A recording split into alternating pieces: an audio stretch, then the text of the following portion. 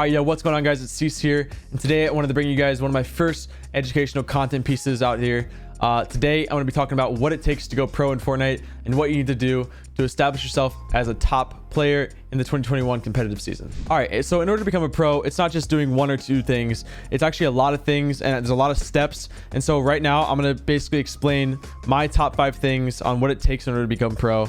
And starting off at the top, having good mentality and being prepared. Those are two very important things that you want to make sure you have when trying to become a pro in the new 2021 competitive season. So having a good mentality is not just, you're happy to play the game or you're excited. It's about being positive and having, that reset mentality. If you have a bad game in a battle royale, anything can happen. There's 99 players, whatever it is, there's players in the game, anything can happen. It's the most RNG competitive game out there. I hate to say competitive and RNG in the same words, but that's literally what it is. I mean, there's funding on the line, there's tournaments, there's prizes, and you want to do well, and anything can happen. So you need to be able to bounce back from that. If you have, say you get headshot sniped or one teammate dies and he goes down and you lose his mats, it's not a big deal. You bounce back from that. That is such an important thing that people just overlook. I think having that reset mentality and having that positive mentality going into the game, as well as, I know a lot of people talk about confidence and what it really takes to have confidence, but when you truly have confidence and when you're truly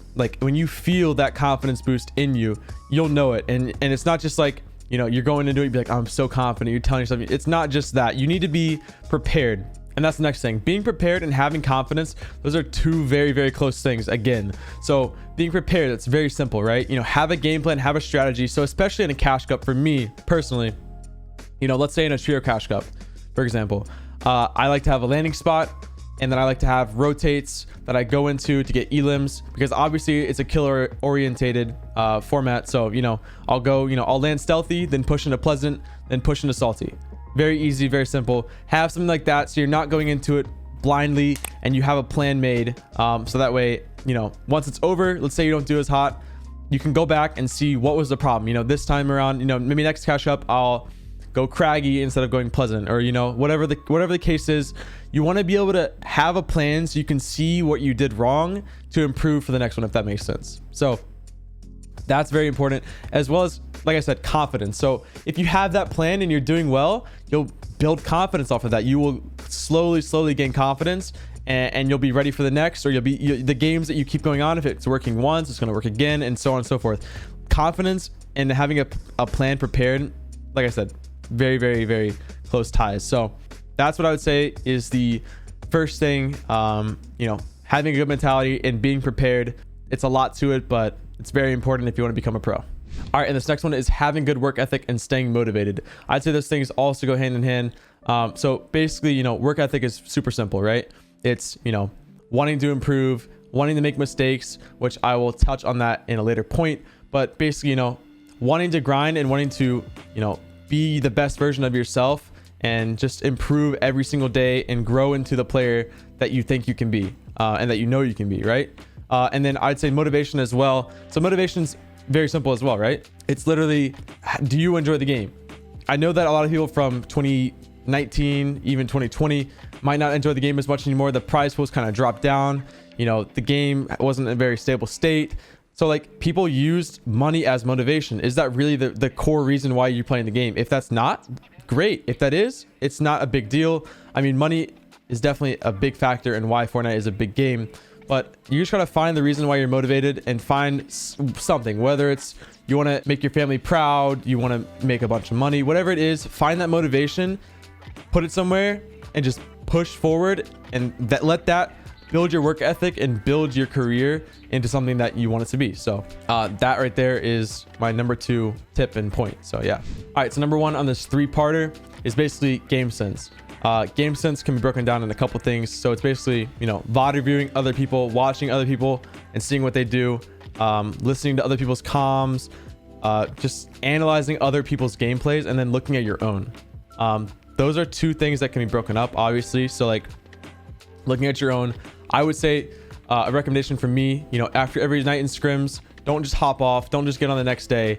Look over your games. Even if you know what it is, look over your games. I'm sure you'll find something that you can improve on, whether it be, I should have dropped better here, I should have done this faster, change whatever.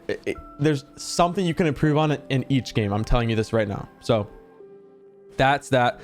Look over your own games every night after scrims. After you're done playing, watch with your team, get together, and take notes of it. Write it down. It's not a big deal. Everyone does it. Just take notes, write it down, have it somewhere you can look at every single day. Get a brain refresher right before scrims. Get that thought back into your mind so you can improve each and every single day. And then also, like I said, looking over other people's games, watching streams, watching other people play, watching how they do things. You're gonna learn a lot, pick up a lot very fast. That's probably the fastest way to improve your game sense, is by watching other people and seeing what they do. I would say for me, that's how I learn the most. So yeah, you can watch other people's streams. You can watch tournament replays.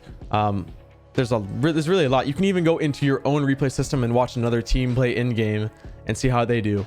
So there's a lot to learn in how to improve your game sense, and I think those are the two very important things. On the number 2, it's mechanics. I mean, obviously mechanics is a very important one in order to become a pro and to really step up your game to the next level.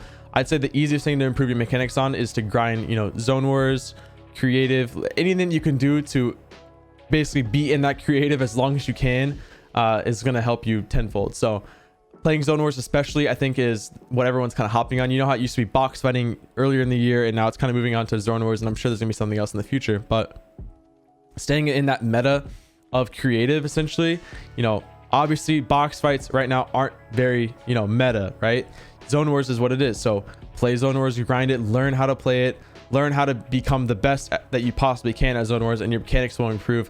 And then a small thing that I like to do for my mechanics, I would say that I have like the greatest mechanics, so take my word on this, but something that I like to do to improve my mechanics is I like to learn different retakes and learn different creative things that I can do to basically put myself out of my comfort zone. Maybe do edit courses that I've never done before, or maybe do a piece control map, anything like that I've never done before. Get myself out of my comfort zone. That's very, very important. Make wider edits than I normally would do. Try to move my mouse as much as I can to really make those easy edits easier. So that's what I do to improve mechanically. You guys are more than welcome to find your own little strategies or game plans in creative to improve your mechanics, but definitely mechanics is a very, very important thing if you want to be a top player in 2021.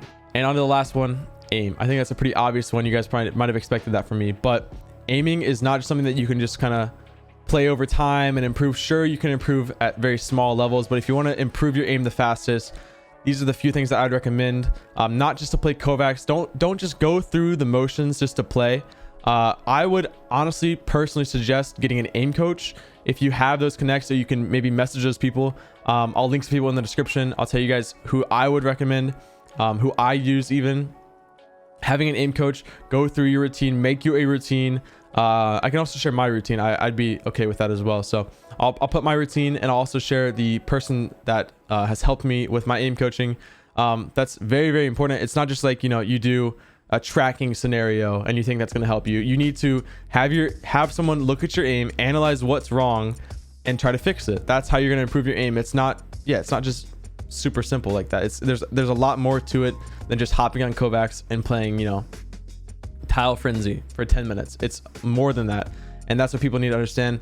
And for all the up and comings, that's very important. Aiming can get you so far in this game, more than your mechanics. I would say aim is more of a bailout than mechanics even. So that's lastly there. I think those are the 3 things that you need to work on in order to become a pro. So game sense, mechanics, and aim.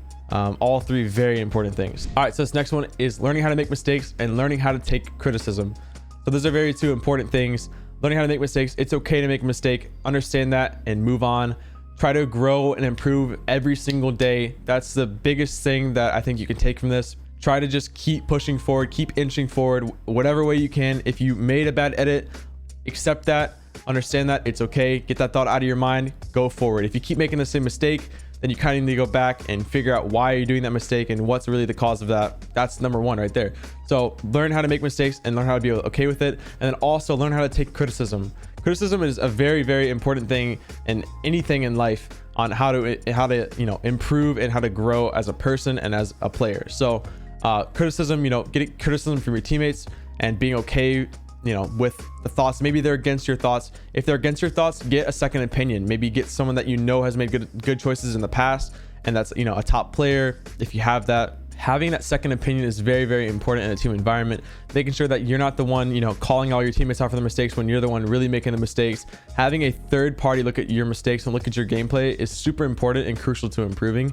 So I think that taking criticism from your teammates is important, but also taking criticism from the outside, looking in, having that, you know, fresh mindset from everyone else. They can really give you a lot on how to improve, and a lot to, you know, a lot of information and a lot of I think, you know, good criticism to help you improve and to become a better player. All right, so this last one is actually super simple. Basically, invest in yourself. It's as easy as that. So obviously not everyone is in the same financial position. So, you know, not everybody can go out and get the best of the best equipment and really just get everything they need to become the best player. But if you're making that extra $100, or you even get a tournament winning and you want to put it somewhere and you want to go buy some shoes, invest that in yourself first and then go buy shoes. You're gonna make that money back and probably double off of that investment. Invest in yourself, please, please, please, please invest in yourself. That is so, so important. If you make $5,000 off a tournament, take 4,000 of that, get yourself a better computer, get yourself a better monitor, get yourself the best keyboard that you possibly get everything that you possibly can to have your setup as most decked out as possible.